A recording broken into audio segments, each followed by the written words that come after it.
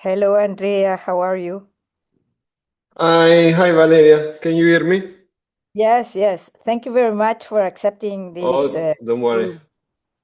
Well, we are recording, so I'm going to Yeah, present. I'm just a minute.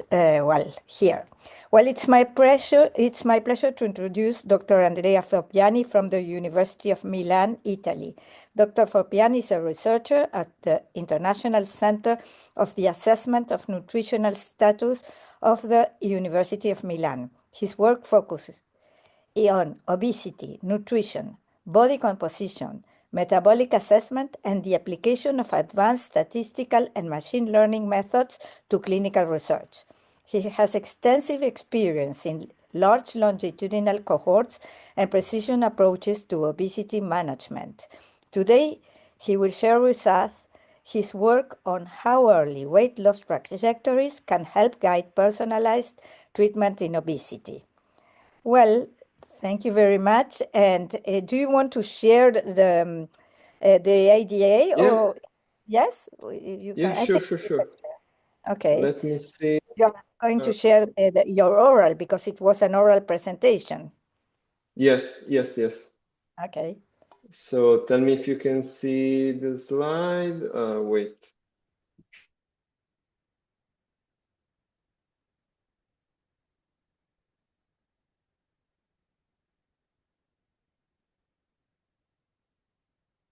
Do you want me to share the slides with you? I have it, I think.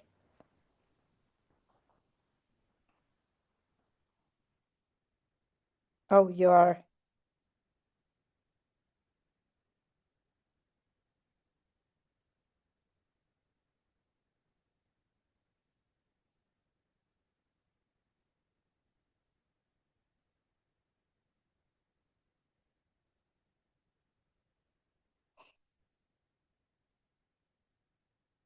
Andrea, I think that you are freeze.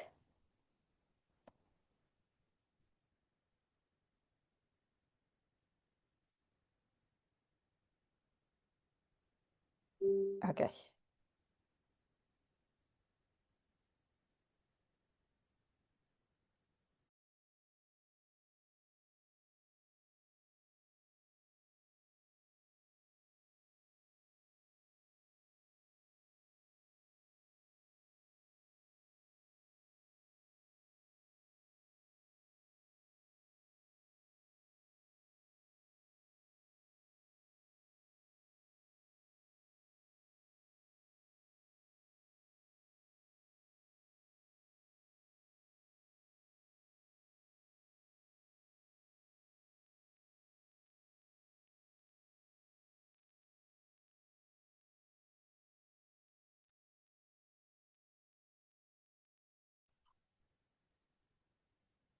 Okay. Okay. Okay. Sorry, You have interruption. I no, will no. try to share the screen now. Before it was crashing. Let's see Okay. if Just try. like this. Okay, Okay.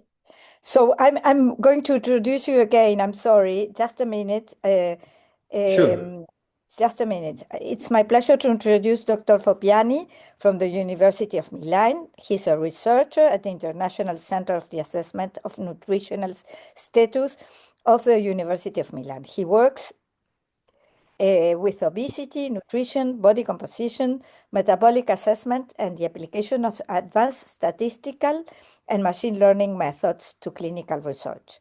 He has extensive experience in large longitudinal cohorts and precision approaches to obesity management. Today, he will share with us his work that was presented as at the ADA 2026 as an oral. Okay. Yeah, thank you, Valeria, for the kind introduction. As you were saying, this was an oral presentation at the ADA. It is a presentation titled Early Weight Loss Velocity Guides Precision Escalation in Obesity Treatment. The idea behind this analysis was in clinical weight management, we usually prescribed a standard first-line lifestyle intervention to people seeking to lose weight.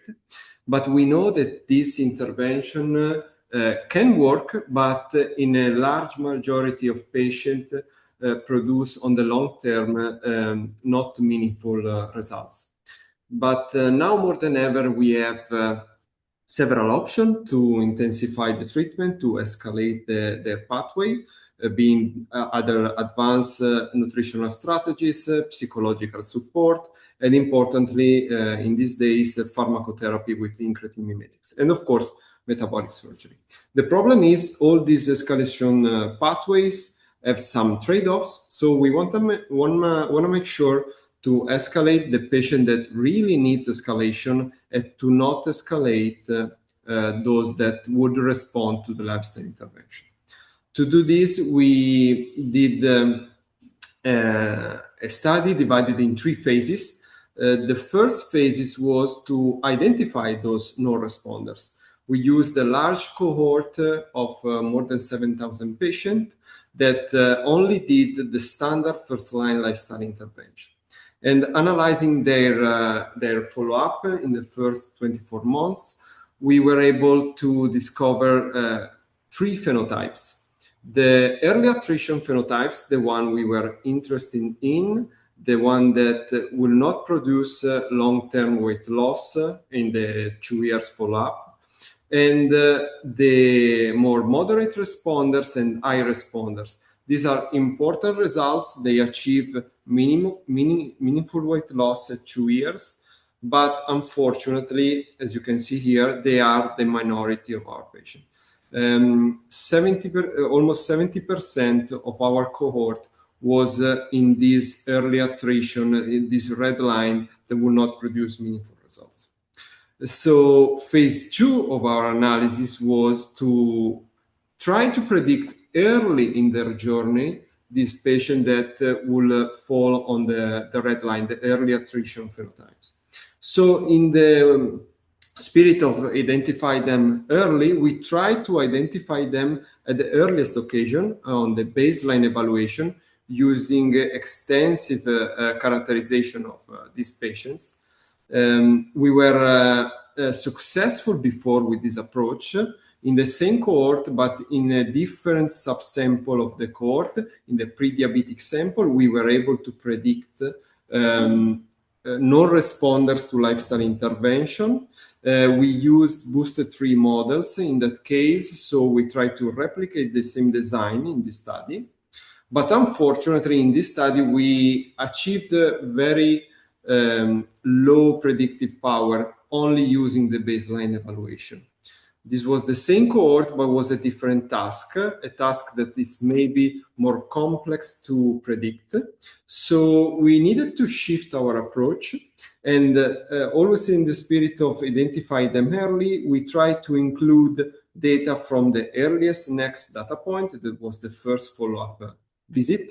And doing that, we achieved much greater predictive ability with a ROC AOC of 0.9.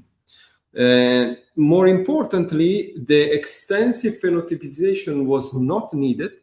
It was a single characteristic, the most basic characteristic, that was able to achieve this high predictive power. And that characteristic, that parameter, was the weight loss velocity between the baseline and the first follow-up visit. The weight, introducing this simple parameter, displaced all other from the baseline evaluation with all the parameters I presented before, and wasn't even meaningfully improved with context like age, sex, or BMI of the patient. The weight loss velocity between baseline and first follow-up visit was sufficient to include all the characteristics of the patient and their behavioral response to the treatment that will predict if they will fall in the non-responders or responders category. To transfer this finding into clinical meaningful cutoffs, we produced the optimal Uden cutoff of this weight loss velocity marker that was around 1.2%. and a more clinical, more sensitive cutoff of 1.5% that we promote and we used in the third phase of the study. The third phase of the study was to try to provide retrospective validation in an external cohort doing an emulated trial. In this external cohort, we had the same design at the baseline, but physicians were able to escalate patient, and in the case of our external cohort, the escalation pathways that they took was the very low-calorie ketogenic diet, a more advanced nutritional intervention, and the pharmacotherapy with incretin mimetics. In this sample, we selected patients that were either remained strictly on Mediterranean diet for the whole year, or they intensified, escalated to either GLP-1 or very low-calorie ketogenic diet early in their journey. And these were the result of the retrospective stratification of this sample using our rule of 1.5% per month. We found 60 high-risk non-responders and 68 low-risk responders. And interestingly, of the high-risk non-responders, only 9 were intensified, while in the low-risk responders, 29, almost half of them were intensified to a more intensive treatment. And I think the results from this emulated trial speak for themselves. If you see the high-risk group, the ones that were not intensified did not achieve meaningful weight loss at 1 year mark, while the ones that were intensified achieved much greater, meaningful, and clinically significant improvement in weight loss. 10% is usually a mark of success in a weight loss intervention at 1 year mark. And also, if you analyze the low-risk group, you can see that low-risk patients that were left on the Mediterranean diet still achieved a good amount of weight loss comparable to the intensified high-risk group. And the ones that were intensified did achieve a little more weight loss, but not in a statistically or clinically significant way. So in conclusion, we propose this strategy. We cannot predict which patient will be non-responder at the first baseline evaluation. Unfortunately, some will be lost at follow-up between baseline and first follow-up. But for those patients that reach the first follow-up examination, calculate monthly weight loss velocity. And if it falls below the cutoff, include this evaluation in your decision, and maybe think about escalating them to a more intensive treatment. We think that this protocol can maximize the resources, can prevent therapeutic inertia, and can possibly rescue patients that would otherwise not lose weight. Of course, this needs a proper external validation of this cutoff that is simple to implement in other cohort. We would like to model for dropout between the baseline and the first follow-up evaluation, as these patients are unfortunately not evaluated by our algorithms. We want to find what is the optimal escalation pathway for a different kind of patient. And of course, the most important critical aspect is to see if those patients that were marked high risk and were escalated can achieve the same long-term success as responders, as natural responders to the lifestyle intervention. And this concludes my presentation. Yes, thank you very much. It's really interesting. I want to ask you a few questions. So Yeah. you said that people that lose more than 1.5% weight velocity, the prognosis is that they have to be in a group, in a special group, because they are lower progressors. And why did you choose weight velocity instead of percentage of weight? No, it is percentage of weight. Is weight loss Okay. is weight loss percent lost. So in 1.5% Okay. between baseline and first follow-up. And what's a long you took 1 month or 3 months the difference? Yeah, in our cohort, our usual first follow-up time was between 2 to 3 months. Then we Okay. standardized to a monthly velocity, but of course this will need to be validated into other follow-up time. Okay. And did you see any difference if they were females or males, or if they were older, or no? No, I have another supplementary image. We tested this, but we did not see difference between sexes in this cutoff.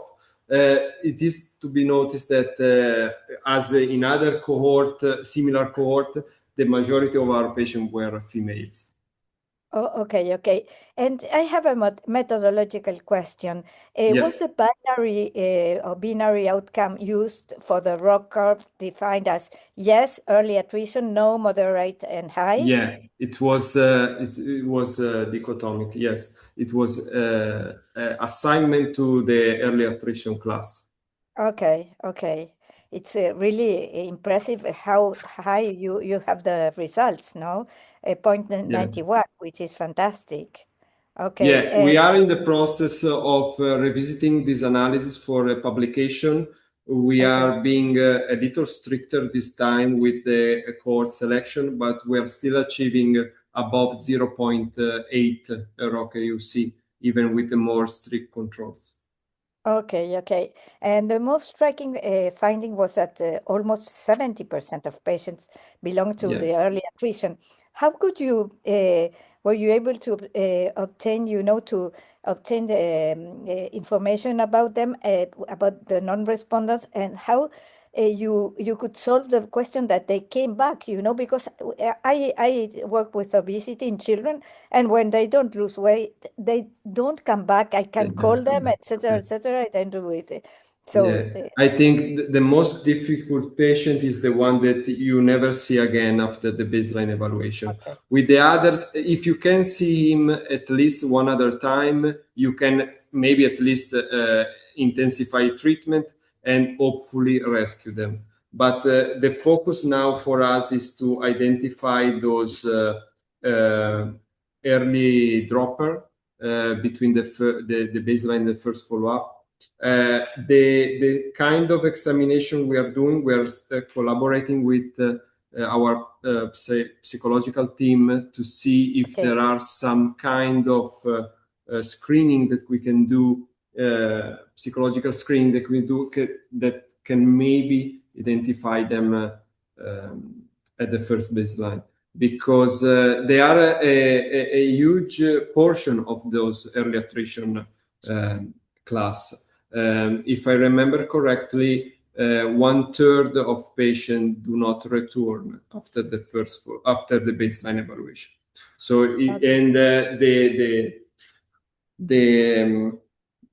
it's usually you lose 1/3 of patients at each follow-up. It's that kind of. Yes, that's why maybe you had this ROC curve was 0.50 and the other one 0.91. Yeah. Because the baseline could be very high and they didn't come back. But it's congratulations. It's an excellent work. I enjoy it, and I know that you'll do lots of good works because they are fantastic. Thank you, Valeria. Thank you for the kind words. And thank you for being able for the Sociedad Argentina de Diabetes, because most of the how do you say, the members could not go to the States to ADA, so they could have an oral here and get it was a pleasure.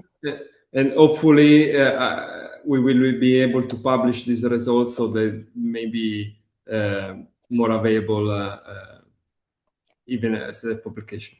I'm sure, because if you had the first revision now, you had the first revision and you adjust the ROC curve for 0.80. Yeah. So if you have the further, Yeah, I would like to increase a little bit the sample size of phase 3 of the emulated trial. I think it would be a much stronger case if I could find another patient to include in that phase. yes, because you But have of course, that will not substitute a real trial, but at least provide some indication of causal validation. yes, of course.